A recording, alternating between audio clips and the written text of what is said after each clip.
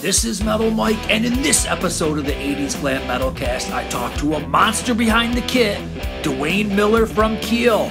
We hear about the bands that he plays with today, and we hear all about Keel's classic albums and tours. I'll post the links of Dwain's work in the description. Check it out. Dwain, welcome to the 80's Glam Metalcast. How you doing, brother? Doing great, man. Thank you. Woo, great to be here. Awesome. Glad to be talking with you. So it sounds like you're able to start doing gigs again, right? Are you doing some gigs? Yeah, that's great. In fact, I got some gigs. I don't know if you know all the stuff I'm doing. I'm doing a Boston tribute band called Don't Look Back. Nice. And we have a gig up in the Pala Casino, which is near San Diego. It's on the 14th of May. That's kind of cool. Played there about 6 months ago to like a half crowd. Okay. Which was cool too. So it's kind of building back up again. And then and I got Deirdre, the Deirdre band. I should probably tell you all the stuff I'm doing. I don't know. Yeah, but go right through it. Lots of gigs coming up. One thing at a time. And you play with a Bad Company tribute too, right? Bad Company tribute? I do a Bad Company tribute. Yeah, we just played a few weeks ago. Yeah. So, and that's kind of nice, man. It's just, picking up. Haven't played a lot. No one has over the last year or so, right? Here and there. But yeah, they're opened up. There was like no masks. You could wear masks if you want to, but the bar was fairly full. Remember how it used to be? Right? Yeah. So that's nice. And then Bad Company tribute, doing the Boston tribute. I probably do too many tributes, but I'm also in a Doobie Brothers tribute. Basically, it's all the same guys. Oh. So there's never any conflicts. Yeah, that makes it easy. In fact, it's kind of funny. We actually did a combination gig one time. We did a Doobies and then the Boston tribute. So we opened up for ourselves. Came out as Doobies, played a whole show, went backstage, changed costumes, and some guys changed the stage around because they had a different plot. Came out as Boston and played a whole show as Boston. Kind of double dip there. So that's pretty cool. Yeah, that's got to be good for the classic rock fans because I'm sure most people like both bands. So yeah, that was a pretty good show. I mean, as far as that goes, everybody was happy. Do some more of that, hopefully, in the future. Who knows? You do an original project, too, Deirdre. Tell everybody about that. Deirdre is an awesome singer, songwriter. She looks really good. She's a heavy rocker. She writes songs with her. She got these songwriting brothers, guys that she works with. Kind of heavy, some slightly progressive, kind of like Hailstorm. It's like Hailstorm, Evanescence type stuff. Heavy and screaming, and she's got some attitude and stuff, and it's really nice. It's really good, man. I like playing it. I have a lot of fun. And great musicianship. Players are all top-notch. You guys are working on original material with that group? Yeah, it's all original. In fact, we've got one album out. We're working on the second one. We probably have about 4 songs to go. We have the second album. The first album was called I've Come to Life by Deirdre. She's got a website, Reverb Nation. Deirdre is what it's called. And D-I-E-R-D-R-E. Yeah, the second album, we're still working on it. It's not complete yet. We do one single at a time. It's kind of cool. In the old days, we used to just go pre-production for like a month and have every song ready. Go in and lay like 12 drum tracks and then put the bass and guitar. Now with Deirdre, we just do one song at a time. We'll put the drums down and then, work about a month at a time on each song, which is kind of different. But when the album's done. It sounds great. I think I kind of like that. Doing one song at a time, for the vibe of the song, Yeah, that's awesome. So, it's kind of like the way it was like back in the 60s. Yeah.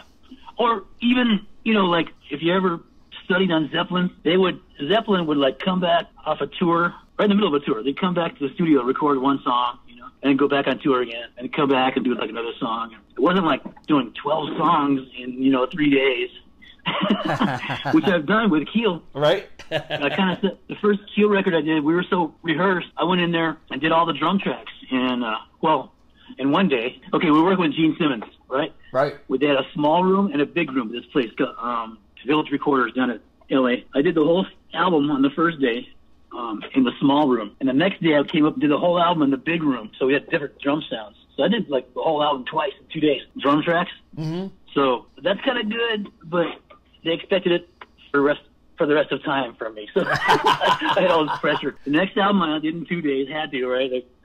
I set that up for myself. Well, you bring up an interesting point. Did they mix the 2 drum tracks together that you did each day into one track, or did they use the best of each day? How did they do it? No. Actually, what they wound up doing was taking the small room was kind of tighter sound. They just took the faster songs, kind of kept it like in the small room. Okay. And the bigger ones, like Here Today, Gone Tomorrow, big room. It was like a big basketball court upstairs in the studio, and we just had mics everywhere. It was like a big sound. So all the slower songs wound up in a big room, and all the faster songs wound up on this tight room. So it kind of worked. I don't think they mixed anything together. I have to ask Gene Simmons about that one. Oh, I'd love to, but yeah. Good question. Good question. What was it like working with him? What did you think of him as a producer? I was probably starstruck at first. Sure. I'm like, wow, I'm working with Gene Simmons, man. You know, but then it turned out he'd come to rehearsal and talk, and we'd talk about stuff. And he turned out being a regular person. I heard stories that I can't repeat. Right. I heard. Of course, it's Gene, right? So it was a lot of fun. We recorded. We were so well rehearsed. I wasn't worried about nothing. We came in there and recorded, and then that was a lot of a fun experience because we did the drum tracks in California, and then the bass, and then the guitars. Some of the guitars were done in New York, Electric Ladyland. Okay. And then we went down. They flew us all down because we all did background vocals. They flew us all to New York for vocals, so we got to experience New York City, Electric Ladyland, Gene Simmons, blah blah blah. Wow. I was pretty much out of my mind because I was just starstruck, but more than that, you know, I was like, is this normal now? Is this the new normal? That's some cool stuff. because when we were in the studio, I met like Rick Derringer. I didn't really know it. I was talking to Rick Derringer after he walked away. I was like, man, that was Rick Derringer. I'm like, no, it wasn't. But you know, that kind of just stuff like that. You know, meeting stars became normal. You know, so it's funny. It all started with Gene. A lot of people. I mean, a lot of Keel fans know this, but maybe the average metal fan doesn't know it, that you didn't really play on the first Keel album, or not the first one, but Right to Rock. That was Steve Riley. Yeah, and then you came in for the tour. Yeah. So they worked with Gene, obviously, on Right to Rock. So this was your first time actually meeting him. My first Keel album was The Final Frontier, yeah. Yeah. So I came in, and the thing about the Right to Rock, me and Steven are friends, it's cool. He actually recorded the tracks, and he quit the band before the album was even out. So I came in and auditioned, got the gig, you know, and then put me on the album cover, everything. It's like, you know, that's a whole weird thing. But yeah, it wasn't me. It wasn't me on drums. Final Frontier was me. You can tell the difference, too. I think it sounds different. Oh, yeah. Yeah. How did you find out about the opening, or how did they find you? How did it all come together that you got in the band? Well, when I was about 18, living in Phoenix, I knew Greg Chason. Yep. Bass player from Badlands. And he was actually in Steeler for a while, actually, back then. And I knew him. And I actually auditioned for Steeler when I was about 18, but I was a scared little kid, and I just saw him the night before, and I was like, oh, my God, and it kind of blew the audition. Ron kept my number. I didn't get the gig. It's a good thing because they broke up like 6 months later. Then they got Keel back together, and they were going through the whole thing with all these guys. And when Steven quit, Ron said, you know what? I'm going to call Dwain. So I was living in Phoenix. I jumped in a U-Haul with my drums and drove out to California and auditioned. And I told my mom, I'm going to audition for a band. She's like, okay, have a good weekend. I'll see you on Monday. And I didn't come home for 10 years. Oh, my God. Isn't that crazy? Well, I got the gig, of course. I came home, of course. But, yeah, it was kind of a cool experience because Ron kept my number. I guess that was something. You know. Yeah. It's funny how it works. You know, I mean, Riley got an opportunity to join Wasp, and then that left you an opening for you. I guess it's all fate. Who'd you guys tour with in 85? And our first tour, real tour was, if I recall correctly, Loudness. Remember that was Loudness? Oh, sweet. Toured with those guys. That was a cool year because we got this, you know, nice little tour, 3 or 4 months, and then Accept the same year. Wow. We toured with Accept. That was a big time every single day. In fact, I think we did 2 shows. We did 15 shows in 14 days. I wrote that down. We did 15 shows in 14 days. Crap. Wow. And they sounded perfect every night. Just like, how do these guys do that, man? You know, it's like they're a bunch of engineers, man. It was amazing. That was a great experience. You guys got to check out the band Platinum Overdose. It's new hair metal with the classic 80s sound. Their new album, Back for the Thrill, made Sleaze Rock's top 10 albums of 2020. And it's just killer. Go to ddrmusicgroup.com or platinumoverdose.com and check it out.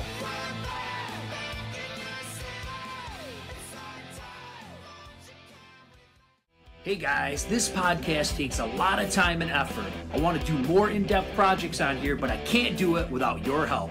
Just Google 80's Glam Metalcast on Anchor. Once there, hit the support button and you can donate 99 cents, $4.99, or $9.99 a month.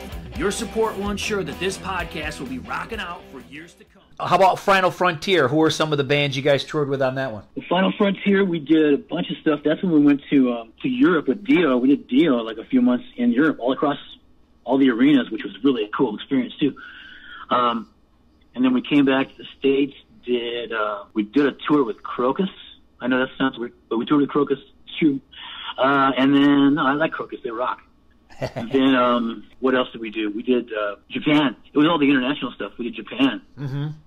Toured Japan. Headline. You don't really open for anybody in Japan. You just headline. So we did like, 2 or 3 weeks in Japan. That's it. That's all you can do over there. And then a bunch of just individual shows across the country, you know. Yeah, they're pretty rabid. They're pretty rabid metal fans over there. They always have been. It's amazing.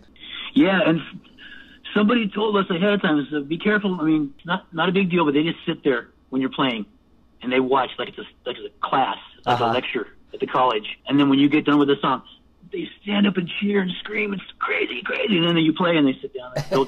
They will listen. It's like they're studying, you know.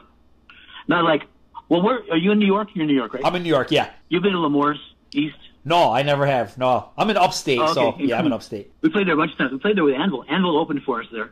We actually played there a couple times too.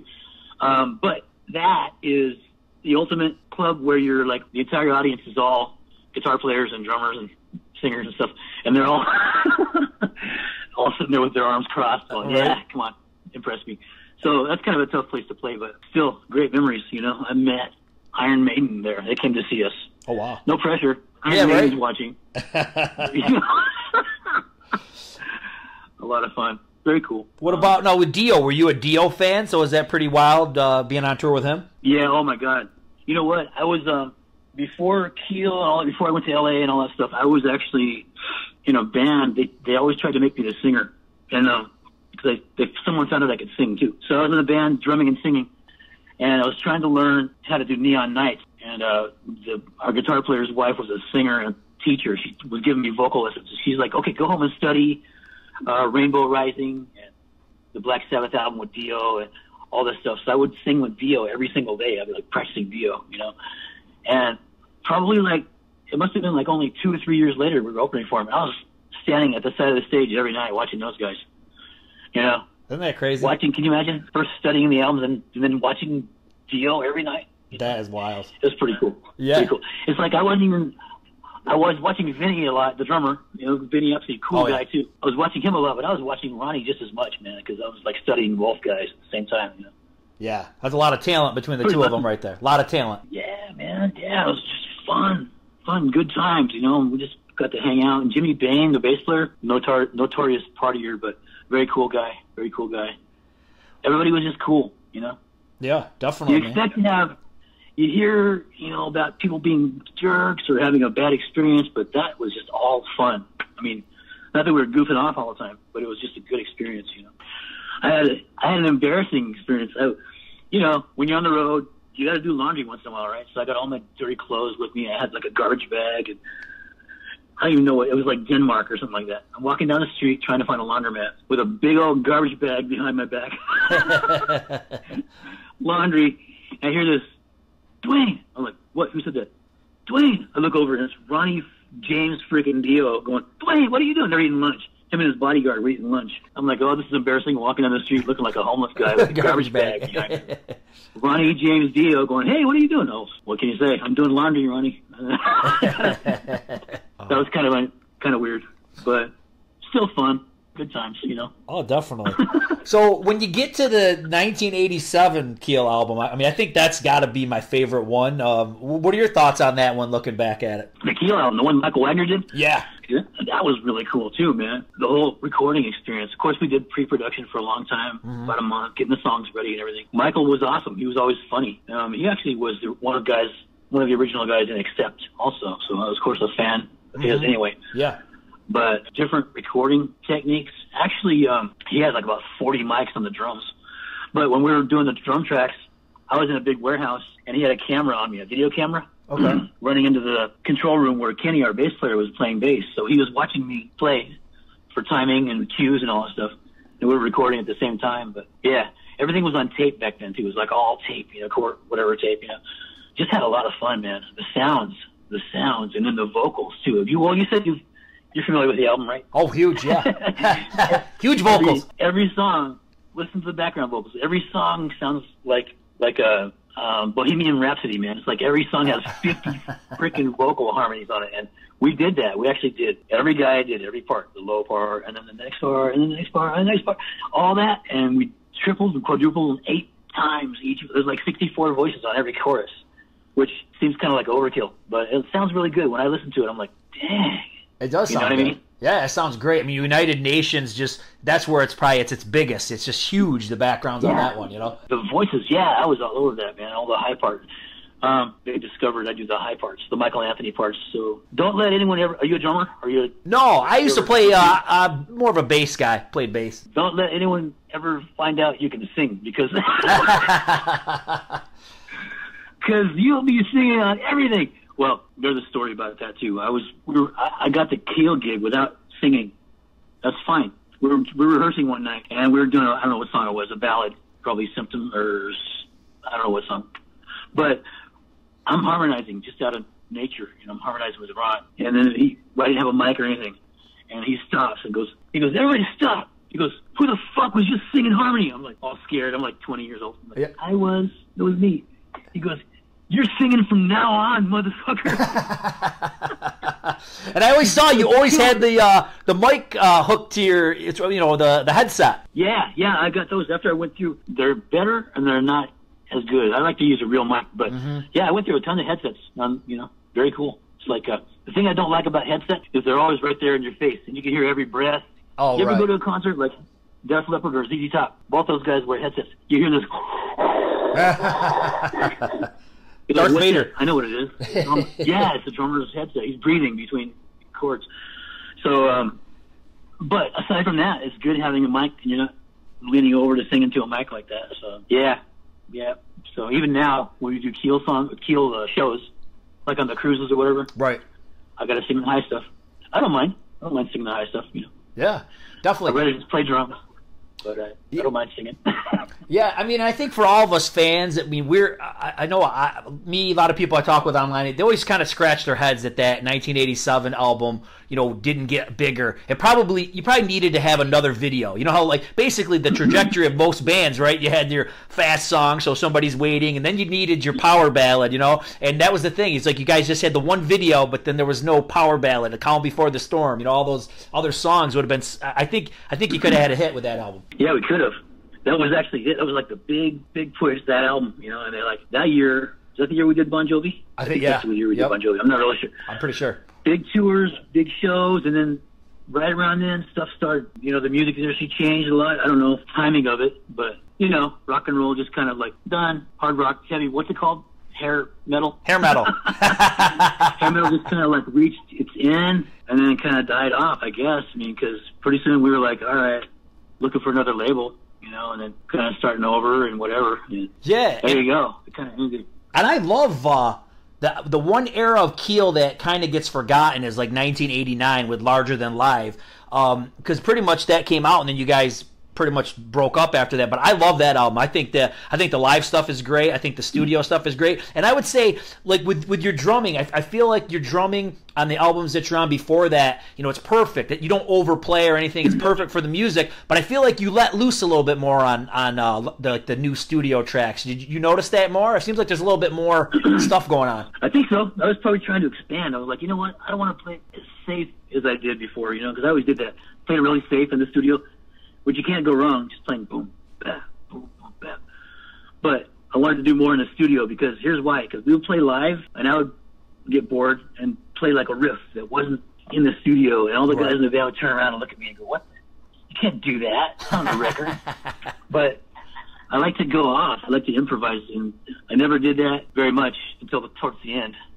So, and the guys started getting used to it, you couldn't, they would freak people out if you did some weird stuff. Cause I'm like an old school, like a Rush freak, Deep Purple freak, all this stuff. I could do some progressive stuff, this and that. And Kenny might not have been as progressive, just more straight ahead. So if I did something weird, he'd kind of go off the tracks a little bit. So, but whatever. I think I wanted to expand. No, we kind of did expand, but and it was towards the end. And actually, on that album, that's when Brian had quit. Actually, both guitar players were gone. Mark and Brian were both gone. Right. We got Tony Palmucci on guitar and then Scott Warren on keyboards. We just replaced them. We had like the Deep Purple lineup. Yeah. And even Kenny quit after it was done. So we're like looking for a bass player. That's why we just broke up, because there's like one original member and it was Ron. Right. So yeah. Even I wasn't original. Everyone knows I wasn't on the first album, but I was kind of an original member. Yeah. But we decided just to call it, and it's a good time to walk away sometimes, Yeah. I don't mind. Yeah, like I said, with that era too, I mean, I think there's a video for Dreams Are Not Enough, but it never was on MTV. You see it on YouTube. You can't find a lot of photos of this lineup. So like I said, you had this brief lineup change, and then by I don't know, you must have broke up that same year, but like you said, once everybody started quitting, and it's too bad because, like I said, I think a great album, and I would have liked to have seen what would have been the next album, Yeah, exactly. But then, Ron had other plans too. He was in secret writing country songs. Right. I don't care. That's fine. Everyone's like, "Is Ron going country?" Yeah, I'm good. I'm support him, And then he did that thing with Fair Game with the girls and all that. Yeah, that was cool. It's like, yeah, do what you gotta do. I don't. You don't owe me anything, So, right. I was just supportive. What'd you do after Keel? Were you bummed out? What did you do after? No, I actually joined a band for a short time. Rehearsed a lot with them. They're called Outlaw Blood with Marty Fredrickson, the guitar player. He actually produced. Here's his name. He produced Aerosmith. Mm-hmm. He's produced a bunch of bands. He's big guy, producer. I was just rehearsing with those guys for a long time. They had a production deal. Never really kind of went anywhere. Fizzled out. Yeah. I kind of left that, and then I joined a band called Rock's Diamond, which we did a couple albums. You heard of Rock's Diamond? It's like a AOR kind of thing. Okay. You can look it up. There's albums everywhere. I'll have to check it out. ROX and then Diamond. When I first jammed with them, first I thought it was Steve Walsh on vocals from Kansas. Okay. I heard their album. Their album was done too. I'm like, damn. Alan Isaac's our producer on the last Keel album. He goes, Dwayne, you got to hear this band. Okay. He goes, they're looking for a drummer. And I said, well, I got one question. Is that Steve Walsh from Kansas? He goes, no, but he gets that a lot. So Paul Daniels sings just like Steve Walsh. And I said, you know what? I'll take the gig. And we jammed and rehearsed, and actually I put a couple drum tracks on their album. We went to Japan and did a concert, a live show for the record company, Funhouse Records. And they taped it and made a laser disc. Remember the laser discs? Yeah. You ever hear about those? Oh, yeah. Yep. So we've got this Rock's Diamond live in Japan laser disc out there. You can probably find it on YouTube, Rock's Diamond. And that's after that, we kind of fizzled out too, man. Everything just fizzled out because everything was becoming grunge then. And yeah. I didn't really want to do grunge, so I was just jamming and playing with people around LA. And my wife and I decided to move back to Phoenix, where we're from, where our families are. And we just came back and bought a house and started a family. And I tried to quit playing too for about 5 months, but it became so crazy because I have to play. You said you're a bass player, right? Yeah. Have you been playing for most of your life, 12, 13, 20 years? Yeah, I started playing when I was 12. Yep, definitely. Okay. So me, after putting most of my life into it, I just tried to quit. And it's no, something's off kilter, man. It's like if you go to medical school, for 12 years or whatever, and then you decide to become a plumber. It's no, it's just not right. You got to do what you learned. Yeah, exactly. Yeah. So my wife told me, she goes, you've got to get in a band again. You got to start playing. I'm like, you know what? You're right. I do. So I started playing in a cover band. Ironically, I sound like a name dropper, but I got a call from Greg Chason again. He was out of Badlands, and he moved back to Phoenix too. He goes, hey, I'm putting a cover band together here in Phoenix. I'm going to use Robert Mason on vocals. I'm like, no, you aren't. No, you're not. He goes, yeah, we're friends. So I'm like, okay, let's jam. So me, Greg, Robert Mason, and a guitar player named Bob Turner here in town started a cover band. We're playing covers for a couple of years. Isn't that crazy? We're called the Relics. Wow. So that's pretty cool bar band in Phoenix. Me, Greg, Robert, yeah, a guitar player. Cool thing about that was that we all sang, and there was 4-part harmonies everywhere. It was a lot of fun. We had a lot of good times, Oh, that's awesome. And, that moved on to another band called Dr. Ruth, which was also classic rock. Six, Kansas, Journey, Rush, that kind of stuff, which was really challenging, but kept my chops up, right? Yeah, definitely. Yeah, Greg's a cool guy. Yeah. I've talked to Greg before, and that Kings of Dust album they did was awesome. So yeah, Greg's a very cool man. Very cool. Yeah, we go back, way back. Skipping back ahead of that time, after I auditioned for Steeler and didn't get the gig. When they broke up, Greg moved back to, he still lived in L.A. We started a band called Hard Times. Okay. Me and Greg. So we go back, and that was probably 1983 or something like that, or 84 maybe, something like that. And we had a lot of originals, nice, killer originals. And one of the demos We did. Wound up with Mike Varney. I'm just tossing names out. You know Mike Varney, right? He was from Shrapnel Records. Shrapnel, yep. Mike Varney. We had this real fast double bass song. It was called Rough Customer. She's a rough. Anyway, when I know I'm jumping around, and I apologize. No, you're fine. I met Paul Gilbert. Paul Gilbert from Racer X. I met him at the NAMM show. And Paul Gilbert comes up to me and starts singing, "She's a rough, rough customer." I'm like, where the hell did you hear that song? He goes, Mike Varney showed it to me. That's you on drums, man. That's killer. He goes, I wanted to get you in Racer X, but you already joined Keel. I'm like, oh, wow. That's wild. So when I met Paul Gilbert, he goes, I wanted to get you in Racer X. I'm like, wow. That's a compliment. Thank you very much, man. So, well, that would have been awesome. That would have been super cool, huh? Yeah, totally. It was at the NAMM show. A lot of good times. Anyway, so I jump back and forth like that. Again, I apologize. No problem. That's how my brain works too. You know, it's a funny thing you said. Right. You made me think about something when you said about like when Ron was kind of veering off into the country scene. I remember it was probably in the like later '90s, right? And it was like a VH1. Where Are They Now? You know, the '80s metal And Ron is, you know, he's talking about he gave up the rock and roll life and he's got a pickup truck and a campfire. And I remember it was kind of shocking because if you're a fan, like I still am, I'm a big Keel fan. And I hadn't heard anything about Ron in, you know, I don't know, 9, 7 years, I don't know how many years it was. And then when I saw that, I was like, wow, like I got to admit, I was kind of shocked. Yeah, I think he was probably trying to shock people. About 5 years ago, I walked away from all that. Traded in the beach houses and the sports cars. For this old pickup truck, this flat top guitar, a campfire, and a few country songs. Now I'm back where I belong, in Western country. No way. I mean, he's got a country background, no problem. But he's like, if I'm going to do this, I got to do it big, so I'm going to shock people. Yeah. But you know what I mean? We kind of teased about it a little bit. I'm like, dude, I like your new accent, you know. But I know he was kind of playing the part, you know, which is good. Yeah. Got people talking, didn't it? It did. Yeah, it worked. And what's cool is like where he is today, like when he does like Metal Cowboy, you know, he merges the two schools together, and it really works, man. It really is him. So, more power to him. Yeah, exactly. I got no problem with it at all. He's right in the middle, you know. And he's got a lot of fans, too. And so I'm attached to him. So I got some fans, too, because of it. So, right? I mean, how can I get mad at that? Oh, right. Yeah, exactly. Nobody's accusing me of being mad, but I support all my buddies. You know, me and Brian J are still working together. You know? Nice. Now, do you think there'll ever be another Keel album, or do you think you guys are just more or less just going to do the cruises and the festivals and that kind of stuff? I don't know. You never can tell. I mean, Ron is doing he's really working hard with his band, the Ron Keel Band. Yep. And they're like touring and they're recording. That's where all his interest is.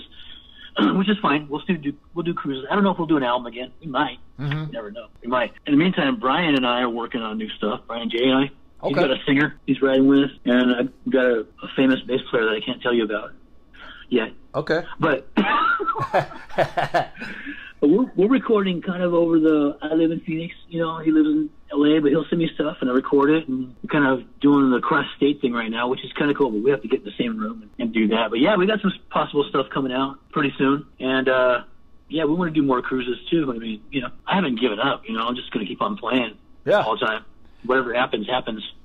Yeah, definitely. And, like I said, because I thought Streets of Rock and Roll was a great album. I know now that's almost 10, I think it is 10 years ago, so it's crazy how fast time goes. I can't believe that. That's probably my favorite Keel album. As far as everybody's playing and the sound of it and the songs, it's like a different band. Yeah, it's almost like the classic rock. I feel like you guys are bringing your classic rock vibes into the, you know, kind of morphing the 80s sound with like the 70s almost. Is that what you think too? Or yeah, I was thinking like if you compare the Rights to Rock album with the Streets of Rock and Roll, it's like the same band, just a couple of notches up, you know. Yeah. Everyone's better somehow, and it sounds better, the production's better, and it's like everyone's good. It's like, it's not like trying to relive the past either. It's like everyone's now. We're doing our now thing, you know.